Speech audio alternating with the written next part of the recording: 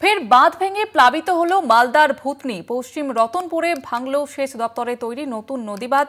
কেশবপুরে তৈরি নতুন রিং বাঁধও ক্ষতিগ্রস্ত। সব মিলিয়ে ফের হুহু করে জল ঢুকছে ভূতনির বিস্তীর্ণ এলাকায়।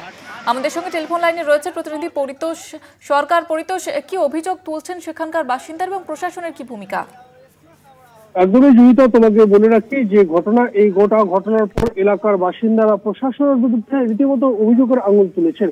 স্থানীয় বাসিন্দাদের যেটা অভিযোগ, তারা ভাঙনের আশঙ্কা, এইভাবে প্লাবিত হয়ে যাওয়ার আশঙ্কা দিন কয়েক ধরে করছিলেন, কিন্তু তারপরও প্রশাসন কেবলমাত্র বস্তার উপরে বস্তা ফেলেছে, আর তারপর এই ভাঙন আটকানো সম্ভব হয়নি। এখন যে বর্তমান পরিস্থিতি, ভোর রাত থেকে তীব্র ভাঙন এবং এই ভাঙনে বাঁধের অনেকটা অংশ ইতিমধ্যে নিশ্চিহ্ন হয়ে গেছে। তোমাকে বলে রাখি, এই ভাঙনের আশঙ্কা প্রশাসনও করছিল, সেই জন্য এই পশ্চিম রতনপুর এলাকায় এই বাঁধের অন্য প্রান্তে আরো একটি রিং বাঁধ তৈরি করা হয়েছিল, যেখানে জল আটকানোর একটা চেষ্টা ছিল।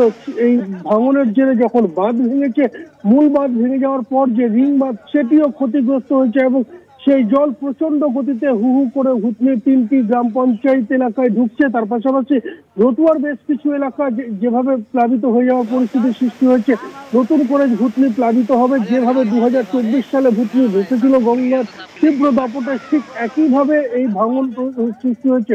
প্রশাসনের তরফে যেটা জানা যাচ্ছে, ইতিমধ্যেই তারা প্রশাসনের আধিকারিকরা সে এলাকায় পৌঁছানোর জন্য তোড়জোড় শুরু করেছে, কারণ গোটা এলাকার যোগাযোগ ব্যবস্থা বিচ্ছিন্ন হয়ে গেছে, যার ফলে মানুষের যেমন সমস্যা, প্রশাসনিক কর্তারাও সে এলাকায় পৌঁছাতে পারছে না। সব মিলিয়ে ব্যাপক আতঙ্কের মধ্যে এলাকাবাসী, যদিও তারা সেই এলাকা ছেড়ে অন্যত্র যাওয়ার পরিকল্পনা নিচ্ছেন এবং সেই এলাকা ছেড়ে আরো যে উঁচু স্থানগুলি রয়েছে, বাঁধের অবশিষ্ট অংশগুলি রয়েছে, সেই জায়গাগুলিতে যাবেন, এমনটা স্থানীয়রা জানাচ্ছে। জুহিতা, ধন্যবাদ জানাবো তোমাকে পরিতোষ।